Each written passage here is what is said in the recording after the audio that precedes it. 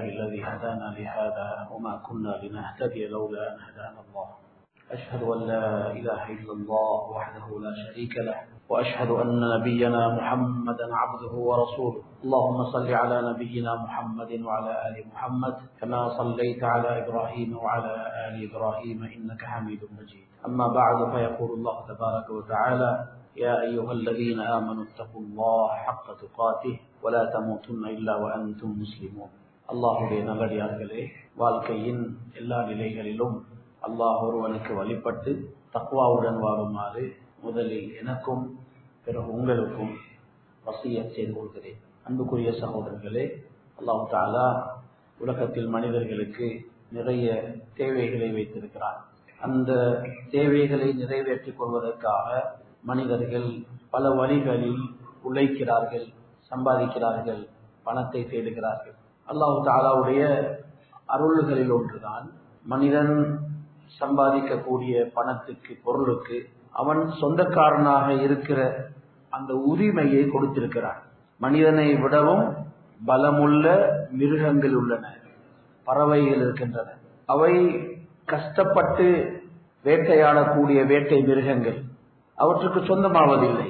அவை வேட்டையாடிய அந்த வேட்டை பிராணியை, அந்த இறைச்சியை இன்னும் ஒரு மிருகம் வந்து சாப்பிட்டு போய்விடும். பறவைகள் விடுகிற முட்டைகளை யார் யாரோ எடுத்துக் கொள்கிறார்கள். மனிதன் எடுத்துக் கொள்கிறான், ஏனைய பறவைகள் வந்து அதை உடைத்து விட்டு செல்கின்றன. கஷ்டப்பட்டு உழைத்தாலும் அதற்கு எதுவும் சொந்தமாவதில்லை. ஆனால் மனிதர்களை பொறுத்தவரையில் வாழ்வது கொஞ்ச காலமாக இருந்தாலும் அல்லாஹ் தஆலா மனிதனுக்கு சொந்தமாக ஆக்கிக் கொள்ளக்கூடிய அந்த உரிமையை கொடுத்திருக்கிறார். அல்லாஹ் தஆலா இதை கொடுக்கவில்லை என்றிருந்தால், மனிதனுக்கு இப்படிப்பட்ட ஒரு பாக்கியத்தை, அருளை கொடுக்கவில்லை என்றிருந்தால், நாம் கஷ்டப்பட்டு உழைக்கிற பணத்தையும் பொருள்களையும் யார் யாரோ எடுத்து சென்று விடுவார்கள்.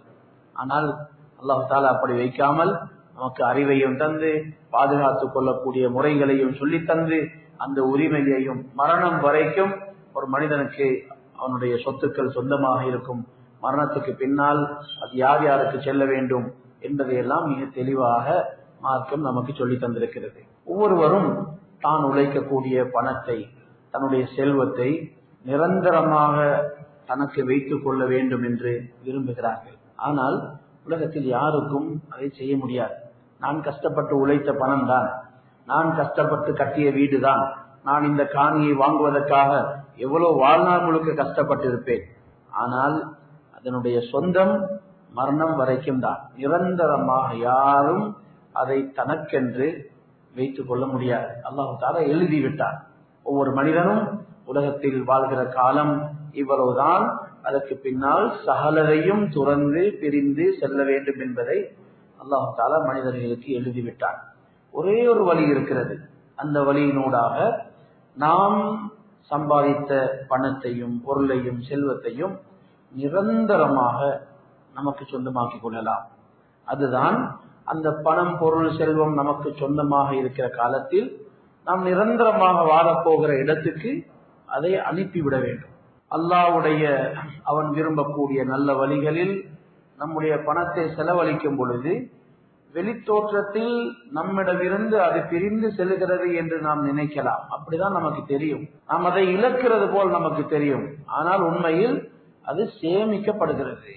நல்ல வழிகளில் செலவழிக்கக்கூடிய எதுவாக இருந்தாலும், தன்னுடைய சதகாக்களாக இருக்கலாம், ஜகாத்தாக இருக்கலாம், நல்ல வழிகளில் செய்யப்படக்கூடிய செலவுகளாக இருக்கலாம், அத்தனையும் அல்லாஹ்விடத்தில் சேகரிக்கப்படுகிறது. அதுதான் சேமிப்பு. நபியுல்லாஹி ஸல்லல்லாஹு அலைஹி வஸல்லம் சொன்னார்கள், நீ உங்களில் ஒருவர் கொடுக்கக்கூடிய சதகாவை அல்லாஹ் தஆலா வளர்க்கிறார். சேமிக்கப்படுவது மட்டுமல்ல, அல்லாஹ் தஆலா அதை வளர்க்கிறார். ஒரு ஒட்டகம் குட்டி போடும் பொழுது அல்லாஹ் தஆலா நபியுல்லாஹி ஸல்லல்லாஹு அலைஹி வஸல்லம் அவர்கள் சமூகத்துக்கு எப்படி சொன்னால் புரியுமோ அப்படி அதை அவர்களுக்கு விளங்க வைக்கிறார்கள். ஒரு ஒட்டகம் குட்டி போட்டு விட்டால் அந்த குட்டிக்கு ஆபத்து ஏதும் வராமல் பாதுகாத்து பாதுகாத்து பாதுகாத்து அதை ஒரு நிலைக்கு கொண்டு வருவது போல அல்லாஹ் தஆலா நீங்கள் கொடுக்கக்கூடிய சதகாக்களை வளர்த்து வளர்த்து வளர்த்து பாதுகாக்கிறார். கியாமத்துடைய நாளில் நீங்கள் கொடுக்கக்கூடிய ஒவ்வொரு சதகாக்களும் மலைகள் போல வளர்ந்த நிலையில் உங்களுக்கு மீண்டும் ஒப்படைக்கப்படும் என்று சொன்னார்கள். ஆகவே அன்பான சகோதரர்களே, நம்முடைய செல்வங்களை நிரந்தரமாக நமக்குரியதாகவே வைத்துக் கொள்ள வேண்டுமாக இருந்தால், நமக்கு இந்த சொத்துக்கள் சொந்தமாக இருக்கிற காலத்தில் நாம் நிரந்தரமான இடத்துக்கு அனுப்பி கொள்ள வேண்டும். நபியுல்லாஹி ஸல்லல்லாஹு அலைஹி வஸல்லம் அவர்களுடைய வீட்டில் ஒரு நாள் ஒரு ஆடு அறுக்கப்பட்டது. ஆட்டை அறுத்து பலருக்கும் அதை பங்கு வைக்கிறார்கள். பங்கு வைக்கப்பட்டு முடிகிற நேரத்தில் நபியுல்லாஹி ஸல்லல்லாஹு அலைஹி வஸல்லம் அவர்கள் கேட்கிறார்கள், மா பகிய மின்ஹா, அறுத்த ஆட்டில் என்னென்ன மீதமாக இருக்கிறது? வீட்டிலுள்ளவர்கள் சொன்னார்கள், மா பகிய மின்ஹா இல்லா கதிஃபுஹா, எல்லாவற்றையும் கொடுத்து விட்டு எதுவும் மீதமாக இல்லை, முன்னங்கால் மட்டும் மீதமாக இருக்கிறது. நபியுல்லாஹி ஸல்லல்லாஹு அலைஹி வஸல்லம் அவர்கள் சொன்னார்கள், பகிய குல்லுஹா கைரு கதிஃபிஹா, நாம் அறுத்த ஆட்டில் முழுமையாக எங்களுக்கு பாக்கியாக இருக்கிறது இருக்கிற இந்த முன்னங்காலை தவிர. இந்த முன்னங்கால் மட்டும்தான் நமக்குரியதல்ல, மற்றதெல்லாம் நமக்குரியதாகிவிட்டது என்று சொன்னார்கள். எது இருக்கிறதோ அதை இல்லை என்று சொல்கிறார்கள், எதை கொடுத்து விட்டார்களோ அது நமக்கு நிலையாக ஆகிவிட்டது என்று சொல்கிறார்கள். அல்லாஹு தஆலா நபிமார்களை கொடையாளிகளாகத்தான் ஆக்கியிருந்தார். நபிமார்கள் யாரும் அவர்களிடத்தில் அணுவளவு கூட கஞ்சத்தனம் என்பது இருக்கவில்லை. எல்லா நபிமார்களும் அப்படித்தான். நபிமார்களை அல்லாஹு தஆலா கொடையாளிகளாக ஆக்கியிருந்தார். நபியுல்லாஹி ஸல்லல்லாஹு அலைஹி வஸல்லம் அவர்கள் ஹுனைனிலிருந்து திரும்பி வந்து கொண்டிருக்கிறார்கள். பெரும் சொத்துக்களுடன் கனிமத்துடன் வந்து கொண்டிருக்கிறார்கள். அப்பொழுது சஃப்வான் இப்னு உமையா, அவர் ஷிர்க்ல குஃபர்ல இருந்தார். அவர் நபியுல்லாஹி ஸல்லல்லாஹு அலைஹி வஸல்லம் அவர்களுடன் வந்து கொண்டிருக்கிறார். அவர்கள் சொல்கிறார்கள், அங்கே இருந்த ஆட்டு மந்தைகளை நான் ஆச்சரியத்துடன் பார்த்தேன். இவ்வளவு ஆட்டு மந்தைகள். நபி ஸல்லல்லாஹு அலைஹி வஸல்லம் அவர்கள் கேட்டார்கள், நீங்கள் இதை விரும்புகிறீர்களா? ஆம் யா ரசூலல்லாஹ், எடுத்துக்கொள்ளுங்கள். 100 ஆடுகளை கொடுத்தார்கள். சும்மா ஆதானி மியத்தன், பிறகு இன்னும் 100 ஆடுகளை கொடுத்தார்கள். பிறகு இன்னும் 100 ஆடுகளை கொடுத்தார்கள். 300 ஆடுகளை ஒரே நேரத்தில் அவர்களுக்கு கொடுத்து விடுகிறார்கள். சஃப்வான் ரலியல்லாஹு அன்ஹு அவர்கள் பின்னால் அவர்கள் இஸ்லாத்தை ஏற்றவர்கள் சொல்கிறார்கள், அதுகால வரைக்கும் அவர்கள் எனக்கு மனிதர்களில் மிக கோபத்துக்குரியவராக இருந்தார். அவர்கள் எனக்கு தந்தார்கள் தந்தார்கள் தந்தார்கள். எவ்வளவு தந்தார்கள் என்றால், நான் மனிதர்களில் மிக அன்புக்குரியவராக அவர் எனக்கு மாறிவிட்டார். அந்த அளவுக்கு எனக்கு தந்தார்கள் என்று சொல்கிறார்கள். அன்பான சகோதரர்களே, ஒரு மூமினுடைய வாழ்க்கையில் தன்னுடைய செல்வத்தில் இருந்து செலவழிப்பது என்பது மிக முக்கியமான ஒரு அமல்.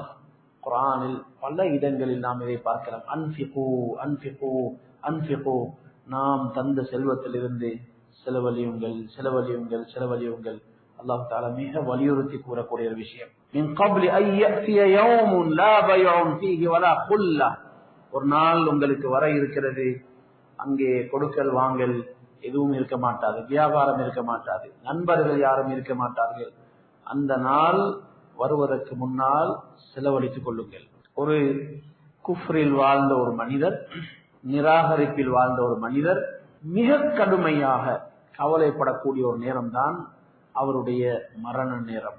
இவ்வளவு சொத்துக்களை எல்லாம் நான் சேகரித்தேன், இதெல்லாம் என்னை விட்டு செல்ல போகிறதா? சூழ இருக்கிற எல்லோரும் அவருக்கு விரோதிகளாக தெரிபடுவார்கள். இவர்கள் எல்லோரும் என்னுடைய சொத்தை எடுப்பதற்காக நிற்கிறார்கள். இவ்வளவு கஷ்டப்பட்டு உழைத்த பணம், இதையெல்லாம் யார் யாருக்காவது நான் விட்டு செல்வதா என்று கடும் கவலைப்படுகிற நேரம் மனிதனுடைய கடைசி நேரம். அல்லாஹ் தஆலா சொல்கிறான், கியாமத்துடைய நாளில் நீங்கள் திரும்ப வர முடியாது இந்த உலகத்துக்கு. லா மரத்த லஹு மினல்லாஹ், மீண்டும் வர முடியாது. அங்கே உங்களுக்கு யாரும் உதவிக்காக இருக்க போவதில்லை. அந்த நாளுக்கு முன்னால் நீங்கள் செலவழித்துக் கொள்ளு. குல்லு ம்ரிஇன் ஃபீ ظில்லி ஸதகதிஹி யௌமல் கியாமஹ், கியாமத்துடைய நாளில் ஒவ்வொரு மனிதனும் தான் செலவழித்த கொடுத்த அந்த சதகாக்களின் நிழலில் இருப்பார். மஹ்ஷருடைய மைதானத்தை பற்றி சொல்கிறார்கள். அங்கே யாருக்கும் உதவி இருக்க மாட்டாது, நிழல் இருக்க மாட்டாது. ஆனால் ஒவ்வொரு முஃமினுக்கும் அவர்களுடைய அவன் கொடுத்த சதகாக்கள் ஹத்தா யுஃஸல பைனன் நாஸ், மக்களுக்கு கேள்வி கணக்கு கேட்டு தீர்மானங்கள் வழங்கப்படுகிற வரைக்கும் அவர்கள் சதகாக்களின் நிழல்களில் இருப்பார்கள். அந்த சதகாக்கள் அவர்களுக்கு பாதுகாப்பு கொடுத்து கொண்டே இருக்கும். அன்பான சகோதரர்களே, நம்முடைய வாழ்நாளில் இப்படிப்பட்ட சதகாக்கள் ஒவ்வொரு நாளும் இருக்க வேண்டும். இந்த ஹதீஸை ரிவாயத் செய்யக்கூடிய ஒரு ராவி மர்ஹத் இப்னு அப்துல்லாஹ் ரஹ்மத்துல்லாஹி அலைஹி அவர்களை பற்றி சொல்கிறார்கள், லா யுக்திஉஹு யௌமுன் லா யதஸத்தகு ஃபீ. இந்த ஹதீஸை அவர்கள் படித்ததற்கு பின்னால் சதகா செய்யாத ஒரு நாள் கூட இருக்க மாட்டாது. ஒரு நாள் கூட தவறாமல் ஏதாவது சதகா செய்து விடுவார்கள். அது சில பொழுது ஒரு ரொட்டி துண்டாக இருக்கும், வலோ பஸ்லா, சில நேரங்களில் அது ஒரு வெங்காயமாக இருக்கும். ஏதாவது ஒன்று, வெங்காயத்தை யாரும் தனியாக சதக்கா செய்வதில்லை, ஆனால் அவர்கள் எது இருக்கிறதோ அதை சதக்காவாக கொடுத்து விடுவார்கள். ஒவ்வொரு நாளும் என்னுடைய மீசானில் இப்படிப்பட்ட ஒரு சதக்கா போய் சேர வேண்டும் என்பதற்காக அவர்கள் இப்படிப்பட்ட அமல்களை செய்யக்கூடியவர்களாக இருந்தார்கள். கியாமத்துடைய நாளில் மனிதர்கள் சொர்க்கத்துக்கு போகக்கூடிய காரணங்களை பார்த்தால் ஆச்சரியமாக இருக்கும். நாம் நினைக்கிறோம் எல்லோரும் பெரும் பெரும் அமல்கள் செய்தவர்களாக தான் வருவார்கள் என்று. அல்லாஹு தஆலா சில மூமின்களுடைய சிறிய அமல்களை கபூல் செய்து அவற்றை வைத்து அவர்களுக்கு சொர்க்கத்தை கொடுப்பான். ஆச்சரியமான ஒரு நீதிமன்றம்.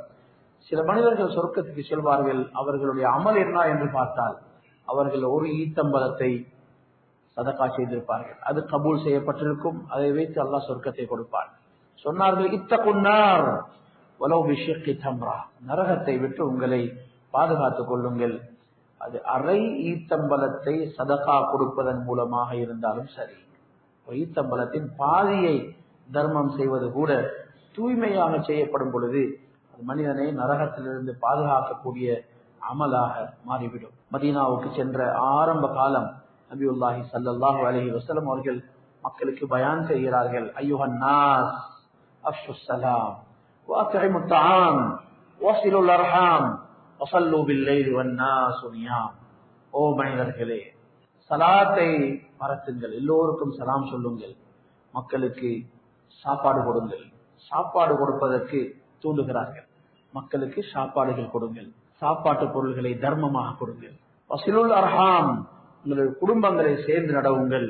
வஸல்லு பில்-லைலி வன்-நாஸு நியாம், இரவில் மனிதர்கள் எல்லோரும் தூங்கி இருக்கிற நேரத்தில் நீங்கள் எழுந்து அல்லாஹ்வுக்கு முன்னால் தொழுங்கள்.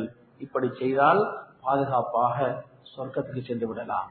அன்பான சகோதரர்களே, ஷாரானி ரஹ்மத்துல்லாஹி அலைஹி அவர்கள் சொல்கிறார்கள், குல்லமா கஸர இத்ஆமுக லின்னாஸ், நீங்கள் மனிதர்களுக்கு எவ்வளவு அதிகம் சாப்பாடுகளை தர்மமாக கொடுக்கிறீர்களோ கஸரத் நிஅமத்து அலைக், அல்லாஹ்விடமிருந்து உங்களுக்கு கிடைக்கக்கூடிய நிஅமத்துகள் பரிசுகள் மிக அதிகமாக கிடைக்கும். ஏனென்றால் فإن الله تعالى يسوق لكل عبد من الرزق بقدر ما يعلم في قلبه من السخاء. அல்லாஹ் தஆலா மனிதர்களுக்கு இரணத்தை, ரிஸ்கை, உலக பாக்கியங்களை கொடுக்கக்கூடிய அளவு என்னவென்றால் அவன் மனிதனுடைய உள்ளத்தை பார்க்கிறான். மனிதனுடைய உள்ளத்தில் எவ்வளவு தாராளத்தன்மை இருக்கிறதோ, கொடைத்தன்மை இருக்கிறதோ, கொடுக்க வேண்டும் என்ற எண்ணம் இருக்கிறதோ, அந்த அளவுக்கு தான் அல்லாஹு தஆலா அவர்களுக்கு ரிஸ்கை கொடுக்கிறான் என்று சொல்கிறார்கள். அன்பான சகோதரர்களே, சாப்பாடு கொடுப்பது என்பது இந்த மார்க்கத்தில் மிக உயர்ந்த ஒரு அமல். சாப்பாடு கொடுப்பது என்றால் ஒரு நாளை நிர்ணயித்து எல்லோரையும் முக்கூட்டி அழைத்து கொடுப்பது என்ற அர்த்தம் அல்ல. அதுவும் விருந்துதான். ஆனால் அந்தந்த நேரங்களில் யார் கிடைக்கிறார்களோ அவர்களுக்கு ஒரு சாப்பாடு அல்லது ஒரு சாப்பாட்டுக்குரிய பொருள். வீட்டில் ஒரு சமையலை சமைத்து விட்டால் நபியுல்லாஹி ஸல்லல்லாஹு அலைஹி வஸல்லம் பெண்களுக்கு சொல்கிறார்கள், பக்கத்து வீட்டுக்கு கொடுங்கள். ஒரு நாளும் நீங்கள் கொடுப்பதை கொஞ்சமாக நினைக்க வேண்டாம். எந்த ஒரு பெண்ணும் தன்னுடைய பக்கத்து வீட்டில் இருக்கிற பெண்ணுக்கு கொடுக்கக்கூடிய அந்த தர்மங்களை, சாப்பாட்டை சாதாரணமாக நினைக்க வேண்டாம். அது ஒரு கால் குழம்பாக இருந்தாலும் சரி, வெட்கப்படுவார்கள் மனிதர்கள். அப்படிப்பட்ட ஒரு சாப்பாடாக இருந்தாலும் பரவாயில்லை, கொடுங்கள். சாப்பாடுகள் சமைத்தால் ஆணத்தை அதிகமாக வைத்து அதிலிருந்து கொஞ்சத்தையாவது பக்கத்து வீட்டுக்கு கொடுத்து விடுங்கள் என்று சொல்கிறார்கள். நபியுல்லாஹி ஸல்லல்லாஹு அலைஹி வஸல்லம் ஒரு விஷயத்தை வலியுறுத்தி சொல்கிறார்கள் என்றால் அதற்கு பின்னால் நிச்சயமாக ஹிக்மத்தில் இருக்கிறது என்பதை நாம் புரிந்து கொள்ள வேண்டும். பக்கத்து வீட்டுக்காரர்கள் விஷயத்தில், விசேஷமாக அவர்களுக்கு சாப்பாடுகள் கொடுக்கிற விஷயத்தில், அவர்கள் எவ்வளவு வசதி உள்ளவர்களாக இருக்கலாம், அவர்கள் எவ்வளவு ஆடம்பரமானவர்களாக கூட இருக்கலாம், ஆனால் அந்த நாளில் அவர்கள் எப்படி இருக்கிறார்கள் என்பது நமக்கு தெரியாது. நபியுல்லாஹி ஸல்லல்லாஹு அலைஹி வஸல்லம் அவருடைய வீட்டு நிலையை பற்றி ஆயிஷா ரலியல்லாஹு அன்ஹா அவர்கள் சொல்கிறார்கள், ரஅய்னல் ஹிலால் ثم رأينا الهلال ثم رأينا الهلال. 2 மாதங்கள் கழிந்தன, நாம் பிறை பார்க்கிறோம், அடுத்த பிறை பார்க்கிறோம். அந்த 2 மாதங்களில் ஒரு நாள் கூட நம்முடைய வீடுகளில் அடுப்பு எரிக்கப்படவில்லை, ரொட்டியே சுடவில்லை, வேற எதுவும் சமையலுக்கு செய்யவில்லை. கேட்கிறார்கள், எப்படி நீங்கள் வாழ்நாளை கழித்தீர்கள்? மாதா கான யுஐஷுக்கும். சொன்னார்கள், ஈத்தம்பழத்தை சாப்பிட்டுக் கொள்வோம், தண்ணீரை கொடுத்துக் கொள்வோம். இடைப்பட்ட சில நாட்களில் பக்கத்து வீடுகளிலிருந்து சிலர் கொஞ்சம் இறைச்சியை அனுப்பினார்கள், அதை நாம் சாப்பிட்டுக் கொண்டோம். அவர்கள் அனுப்பிய இறைச்சி லுஹைம், கொஞ்சம் இறைச்சி தான். அவர்கள் அதை சாதாரணமாக நினைத்திருக்கலாம், ஆனால் இந்த வீட்டுக்காரர்களுக்கு அது எவ்வளவு பெருமதியானதாக இருந்திருக்கும் என்பதை யோசித்து பாருங்கள். அவர்கள் பசியில இருக்கிறது யாருக்கும் தெரியாது. ஆகவே அன்பான சகோதரர்களே, அல்லாஹ்வுடைய ரசூல் ஸல்லல்லாஹு அலைஹி வஸல்லம் அவர்கள் ஒன்றை வலியுறுத்தி சொல்கிறார்கள் என்றால் அதற்கு பின்னால் நிச்சயமாக ஹிக்மத்தில் இருக்கிறது என்பதை நாம் புரிந்து கொள்ள வேண்டும். நம்முடைய சாப்பாடுகள் எப்பொழுதும் பலரையும் பங்காளிகளாக ஆக்கிக் கொள்ள வேண்டும். கியாமத்துடைய நாளில் இன்ஷா அல்லாஹ் நாம் எல்லோரையும் மீண்டும் சந்திக்கத்தான் போகிறோம். அல்லாஹ் தஆலா எல்லோரையும் எழுப்பாட்ட போகிறான். கியாமத்துடைய நாளில் மஹ்ஷரில் நாங்கள் மீண்டும் மனிதர்களை சந்திக்கும் பொழுது நம்முடைய கைகளால், நம்முடைய செலவுகளால் சாப்பிட்டவர்கள் ஆயிரக்கணக்கானவர்கள், லட்சக்கணக்கானவர்கள் இருக்க வேண்டும் என்று நாம் ஆசைப்பட வேண்டும். அது ஒரு மிடர் தண்ணீராக இருக்கலாம். நம்முடைய கைகளால் தண்ணீர் குடித்த நல்ல மனிதர்கள் இருக்க வேண்டும். அப்படிப்பட்டவர்கள் நம்மை கடந்து நிறைய பேர்கள் செல்கிறார்கள். நாம் ஆசைப்பட வேண்டும். நம்முடைய கைகளால் ஏதாவது ஒரு கவல உணவாக இருக்கலாம், ஒரு பிடி உணவாக இருக்கலாம், அவர்களுடைய வயிறுகளுக்கு போய் சேருமாக இருந்தால் நாம் விசேஷமாக அல்லாஹ்வுக்கு நன்றி செலுத்த வேண்டிய ஒரு பெரும் பாக்கியத்தை பெற்றிருக்கிறோம். யப்ன ஆதம் அன்ஃபிக் உன்ஃபிக் அலைக். அல்லாஹ் தஆலா சொல்கிறதாக நபியுல்லாஹி ஸல்லல்லாஹு அலைஹி வஸல்லம் சொன்னார்கள், ஆதமுடைய மகனே, உனக்கு தந்த செல்வத்திலிருந்து நீ செலவழிக்க நான் உனக்கு கொடுப்பேன். அன்ஃபிக் பிலாலன் வலா தக்ஷ மின் தில் அர்ஷி இக்லாலா. பிலால், தாராளமாக செலவழித்துக் கொண்டிருங்கள். அர்ஷுக்கு சொந்தக்காரன், நாம் செலவழிப்பதனால் நமக்கு குறைத்து விடுவான் என்று சொல்லி ஒரு நாளும் பயந்து விட வேண்டாம். 2 மலக்குகள் ஒவ்வொரு நாளும் காலையில் மனிதர்களை அழைக்கிறார்கள். ஒருவர் சொல்கிறார், அல்லாஹும்ம ஆதி முன்ஃபிகன் ஹலஃபா. யா அல்லாஹ், இந்த நாளில் யார் யாரெல்லாம் செலவழிப்பார்களோ நல்ல வழிகளில் அவர்கள் செலவழித்ததற்குரிய பகரத்தை நீ அவர்களுக்கு கொடுப்பாயாக. மற்ற மலக்கு சொல்லுவார், அல்லாஹும்ம ஆதி மும்சிகன் தலஃபா. யா அல்லாஹ், யார் அவர்களுக்கு கிடைத்த பணத்தை, செல்வத்தை சேகரித்து தடுத்து வைத்துக் கொள்கிறார்களோ அவர்களுடைய செல்வத்துக்கு அழிவை ஏற்படுத்துவாயாக. அன்பான சகோதரர்களே, மலக்குகளுடைய துஆக்கள் நிச்சயமாக கபூல் செய்யப்படுகின்றன. அந்த உண்மையை தெளிவுபடுத்துவதற்காகத்தான் இது நமக்கு சொல்லித் தரப்பட்டிருக்கிறது. நாம் சேர்த்து நமக்கு அல்லாஹ் சொந்தமாக்கியதே அவன் தந்த ஒரு பாக்கியம். அதையே சேர்த்து வைத்து யாருக்கோ விட்டு போகக்கூடாது. சொந்தமாக இருக்கிற காலத்தில் கொடுத்துக் கொள்வோம். அது இன்ஷா அல்லாஹ் நமக்கு நிரந்தரமாக இருக்க போகிறது. அல்லாஹ் தஆலா நம் அனைவருக்கும் அருள் செய்வானாக. யா அல்லாஹ், நம்முடைய பாவங்களை மன்னிப்பாயாக, நம்முடைய பெற்றோர்களை மன்னிப்பாயாக, மூமினான ஆண்கள் பெண்கள் அனைவரையும் மன்னிப்பாயாக. வ ஆகிரு தஅவானா அல்ஹம்துலில்லாஹி ரப்பில் ஆலமீன்.